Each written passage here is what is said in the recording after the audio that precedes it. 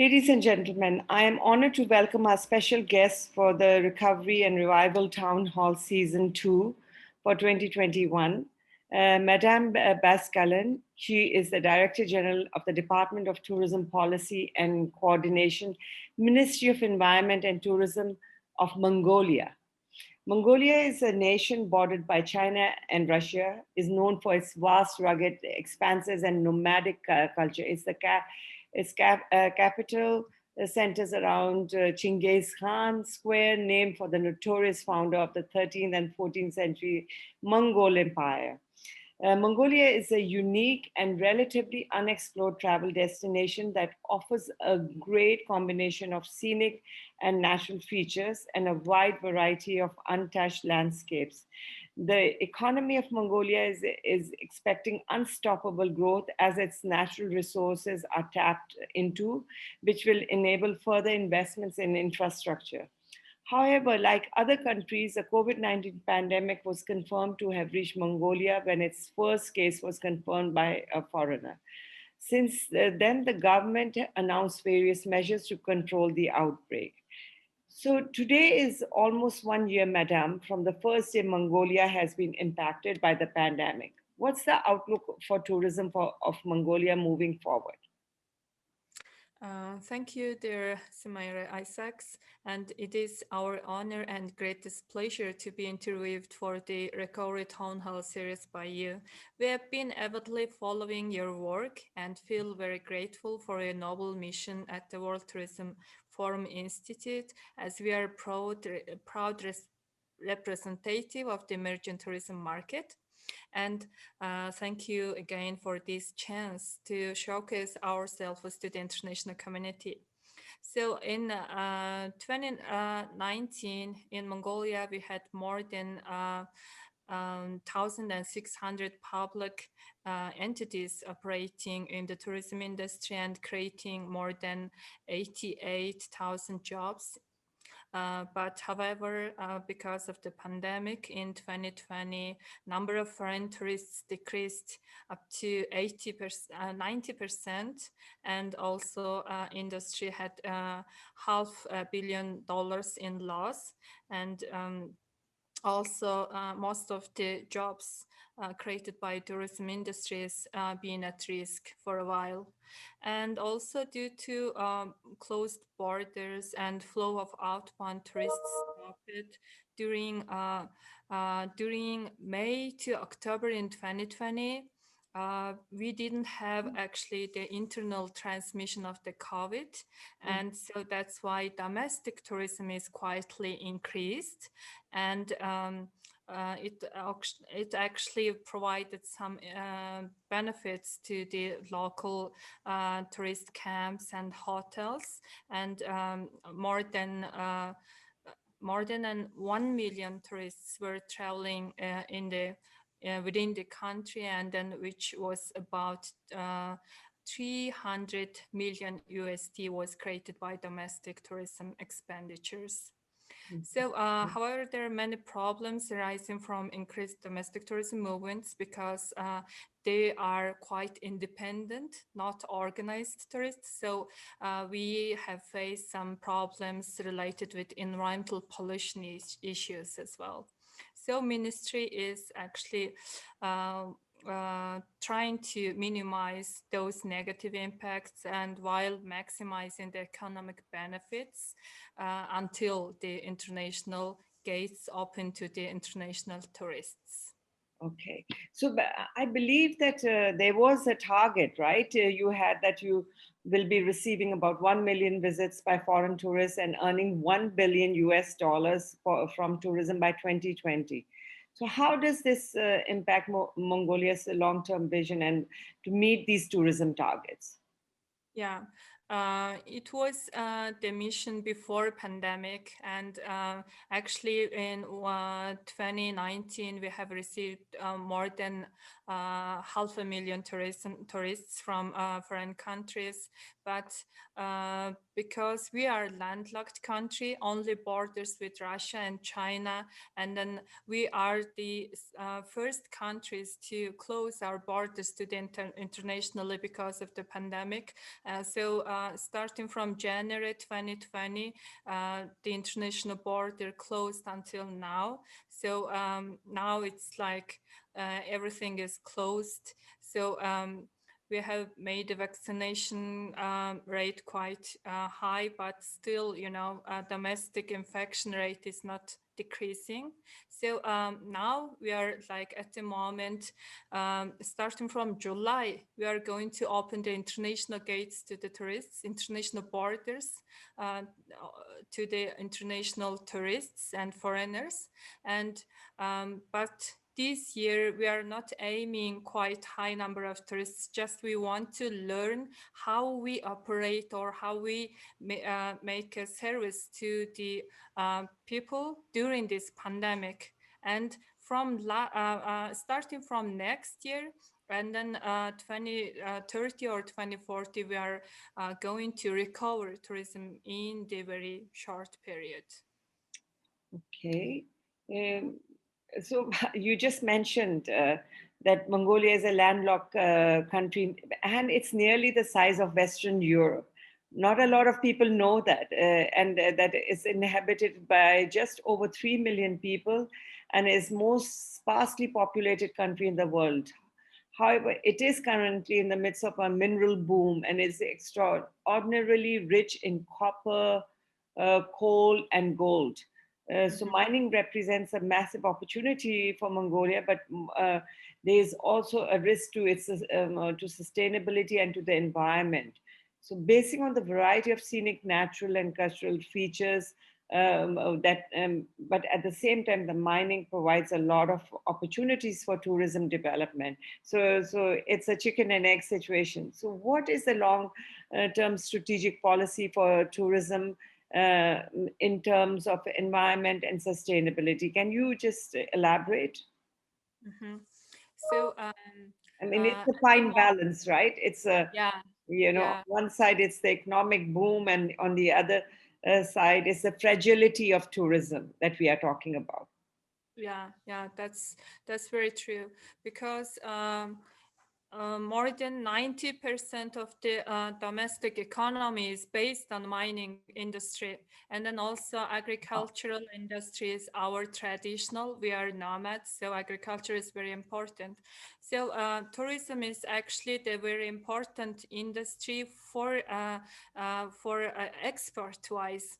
So actually the government at the moment, government of Mongolia is trying to maximize the economical and social benefits from the tourism industry, because we see tourism is the one of the key to diversify the economy, because based on one economic industry like mining is actually in the long run it will create some kind of big problems for us. So the tourism we see is the one of the key for the long run. So for the tourism industry, we are trying to recover tourism industry in a very sustainable way. So responsible and sustainable and balanced tourism is our mission.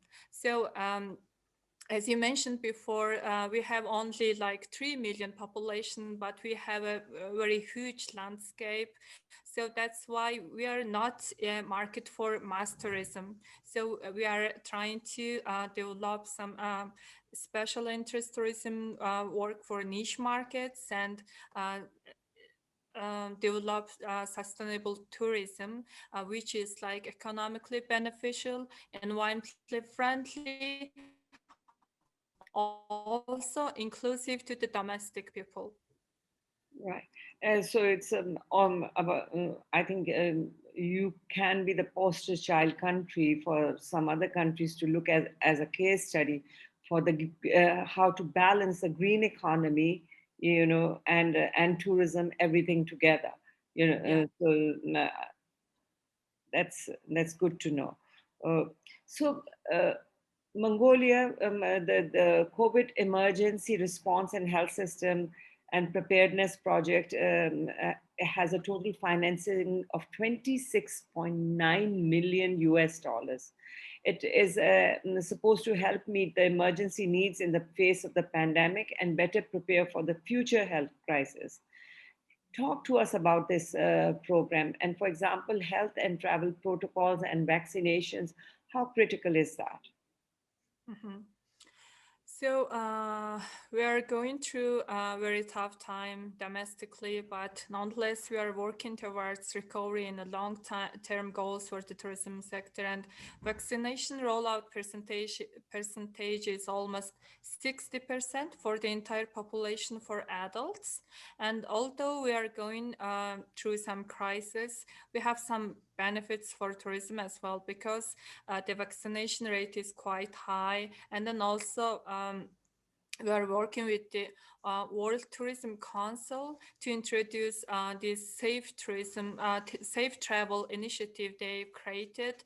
And then also uh, uh, for the private entities preparedness, where we need to work on very closely. And also a lot of donor organizations like ADB and World Bank and WHO is helping Mongolia to support going through with minimize this crisis situation during this pandemic. So now actually also for we cannot like close all the private sector like for the long run, because it's now we need to live with this new normal situation. So the government of Mongolia is trying to open the international gates from starting from July, and this year is actually the 100-year anniversary of the Mongolian um, Independence. independence. Okay. And yeah, so we 100. want to, yeah, Wow. thank you. So we want to prepare for the tourists with internally as well as the hygiene and safe protocols. We should follow the international standards. Okay.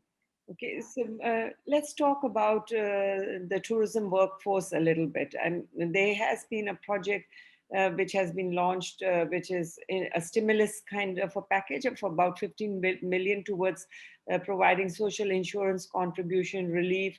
And for an estimated 120,000 individuals who have rolled into this voluntary scheme, including self-employment, micro enterprises, and there's also a micro loan program with 2.6 million financing under the project. Um, Talk to us that why this is important for the tourism industry and to keep the workforce injected in the industry. Mhm. So, as you mentioned before, our main economic industry is mining based, but for tourism sector, there are more than like 88,000 direct employment was created. Also, there is indirect like workforce related with like supply chains to the tourism industry. It was around 40,000 people. And but now it's like for more than 2 years, the private sector is closed their gates and then they're not operating. So it's very hard to keep this trained workforce.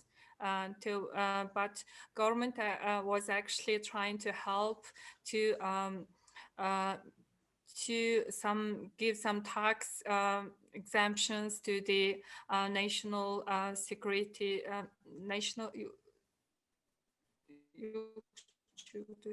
sorry, Okay. there was some tax yeah and then also if some companies are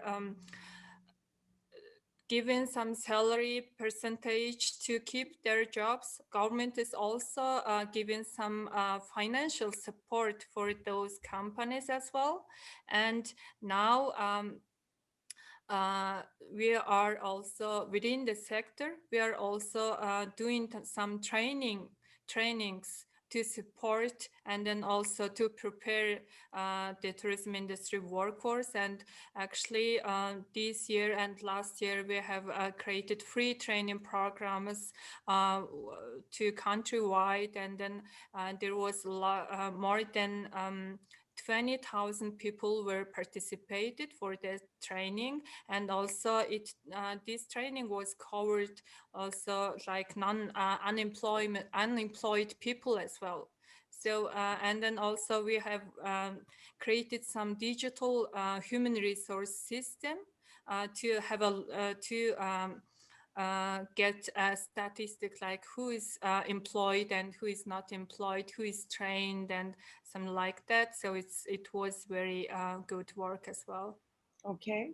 And that's very good to hear that. I mean, a small nation like Mongolia is so focused on how to achieve their goals. It's very heartening to learn that. So you did mention about the domestic tourism to push the economy of Mongolia. Uh, Talk to us a little bit about that strategy, because if you see today, there are new variants are coming up. So just when we think that we have opened up our economies, then we are talking about closures again. I just had my discussions with our team in Indonesia. They were all set to open up in July, but it looks like that there is going to be another lockdown. And then you've got this Delta variant, which is and now Delta plus.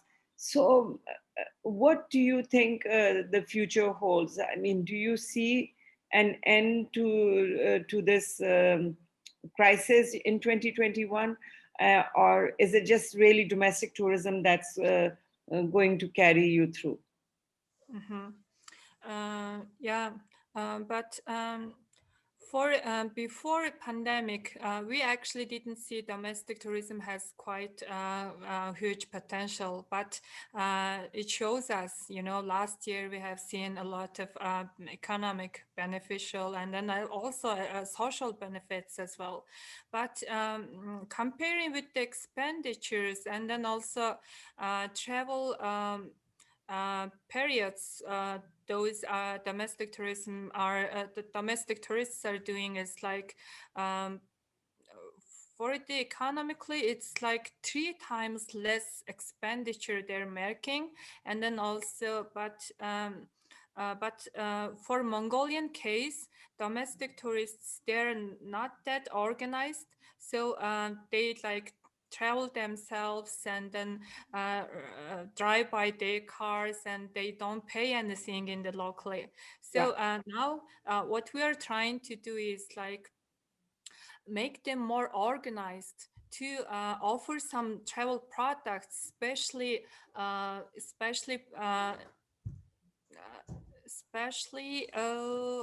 sorry Uh, some especially more created for them. Yeah, Right, especially more tailor made, I think, and it's a yeah, different price point as well, yeah, right? It's a different price point for the domestic tourism to international tourism. Yeah. yeah, Okay. yeah. So something like that. And then also the people in the people and then also citizens, they were in lockdown for a while, and then the Mongolia is very we have very young population, and then there is a lot of kids and then young generation. They have spent a lot of time for in home, so they want to explore our country and then they want to learn our cultures. So we have a lot of potential for the domestic tourism this year as well. So, but actually, the domestic tourism is not the key for the economic development, but it can be also one economical side to develop. Right. And then also before opening the international gate, it can be the one. Um, Okay. yeah. Yeah. So I'm very impressed, that the with the focus and the energy, and you are touching all the right points of recovery. So just talking about that, okay, domestic tourism is all good, but you have to be prepared for the international as well. As and when the gates of the world tourism starts opening up in all the countries. This is also the time to prepare, look at your infrastructure and the development. So one of the areas is that I believe that you have an international airport which is born the name of the Mongol Empire. Okay, but it's apparently is too small to handle the number of tourists that you have set for yourself as a target. So, is there a new airport being planned? And talk to us about your aviation industry. Mhm, mhm. So we built a new airport based in Ulaanbaatar, capital city, and actually it should be opened in last May, but the timing is delayed, and now we are trying to open a new international airport in 4th of July.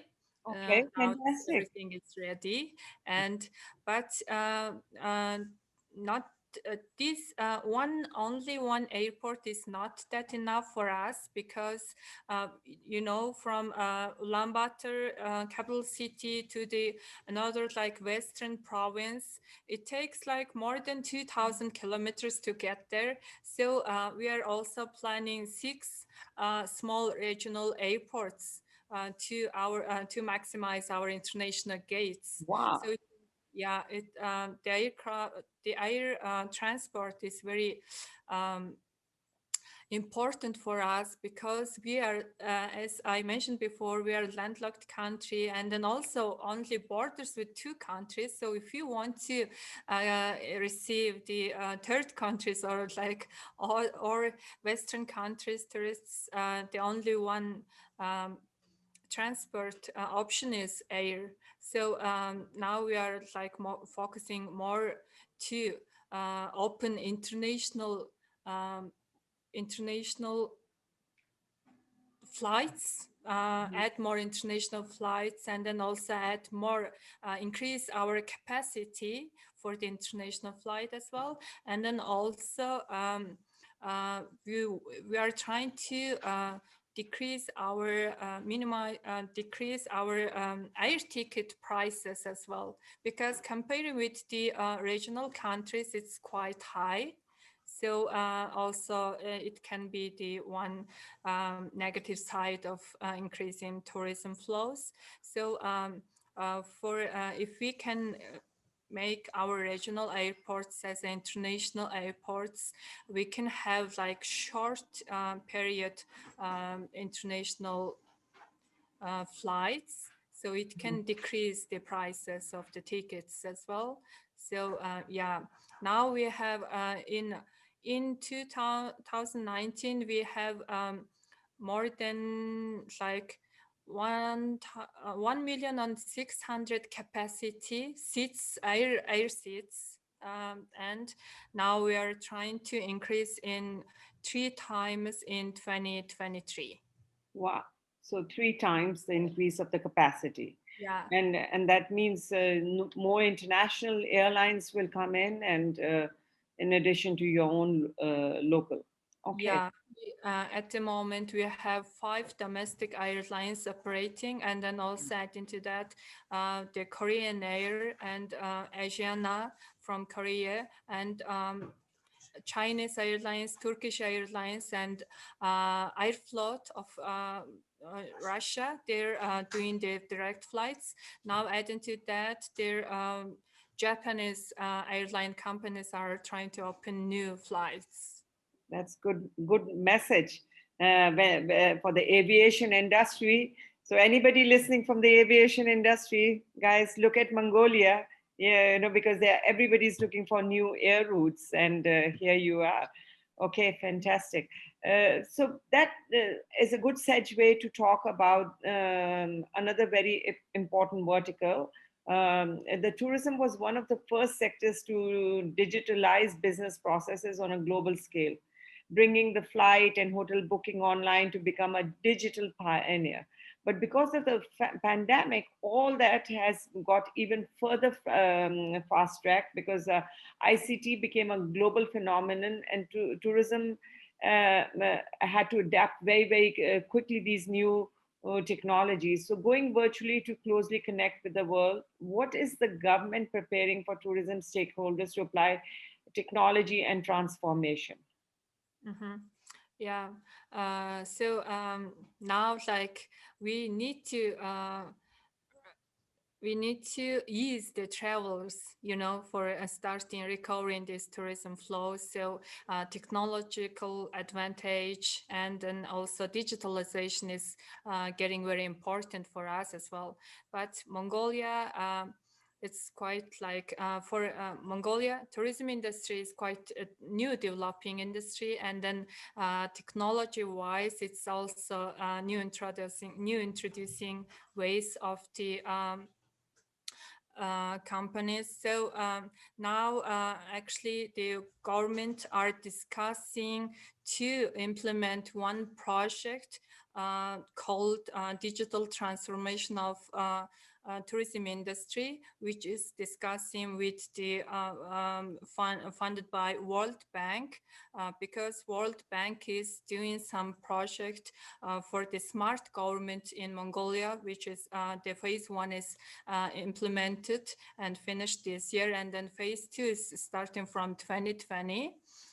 So they have chosen three economical sector to make this introduce digital technologies and then digitalization, and they have chosen tourism industry to make this project to implement. So within this project, for the information wise, and then also the marketing and promotion and all the bookings and registration, and then also border crossings. So starting from like getting information and then also whole the process of travel, we want to digitalize everything with this project. Fantastic.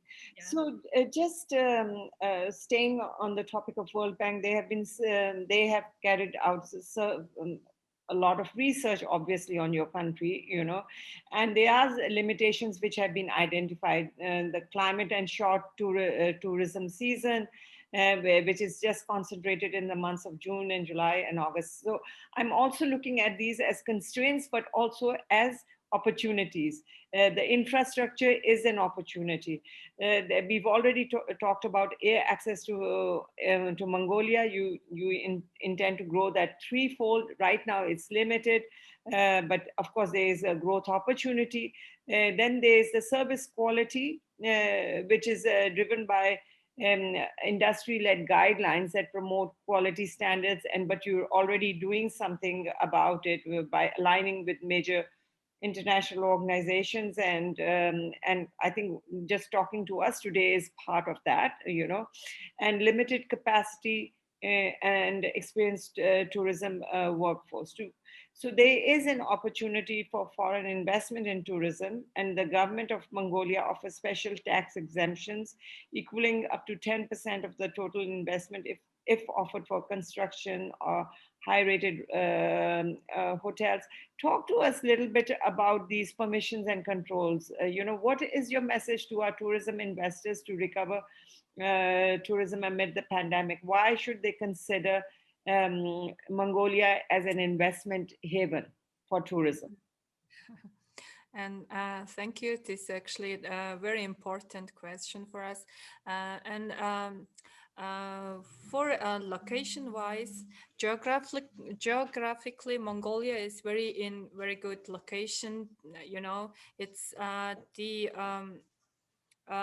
connecting Western to Eastern countries, and then also connecting Europe to Asia. And we are just only 2 hours flight period from Beijing as well, and our neighboring two countries are like the big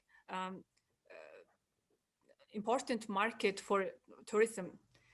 And now at the moment also ADB is doing some project called historical. They're doing some. They're building some tourism complexes relating with the Genghis Khan, So for that complex, we are trying to attract some Mongolian descendant people living around of Mongolia, like Inner Mongolia and then Russian that parts. There are more than 40 million people see themselves as a Mongolian blood. And this project is started in 2019, and then we will implement within 5 years. And then also with cooperating with the ADB as well, we are trying to make some tourist cluster in Altai region of Mongolia, which is border side with the Kazakhstan, Russia, and China. So with the cooperation of 4 countries, we're going to build one tourism cluster.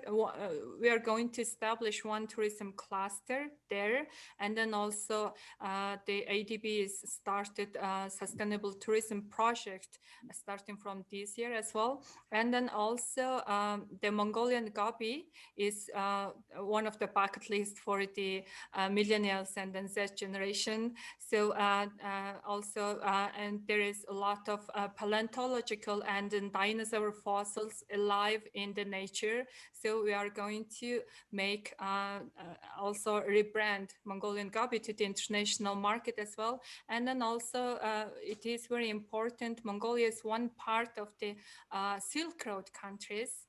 And then also this tradition during this Silk Road tradition is still alive until now. So the culturally, historically, and then naturally, we are very good and potential country to develop tourism, and then also to invest in the tourism industry, and then to get benefits in a short period. And now government of Mongolia, we see, and then we hope our country can be one of the lead player in the Asian tourism market in a very short period. Thank you. So, ladies and gentlemen, there you have it. Every crisis creates an opportunity. The year 2021 has been a threshold of the second decade of the 21st century that we are facing with extreme difficulties of the pandemics and other instabilities. Tourism indeed is not excluded. Beyond the current difficulties such as tourist arrivals going less, economies going down, and people going unemployed, we have to be prepared for the revival of tourism from today. And not a lot of countries are being able to do that. And from my talk today, I think it's quite clear that Mongolia has its focus cut out for itself and its work cut out for itself, and it's got the right partners at the right place, for them to be able to combat and prepare themselves for the new normal of tourism. So I thank my guests very much today for joining us. I'm totally enlightened by your country, and hopefully one day we are able to do this talk in person. I wish you the very best. Thank you very much to have us.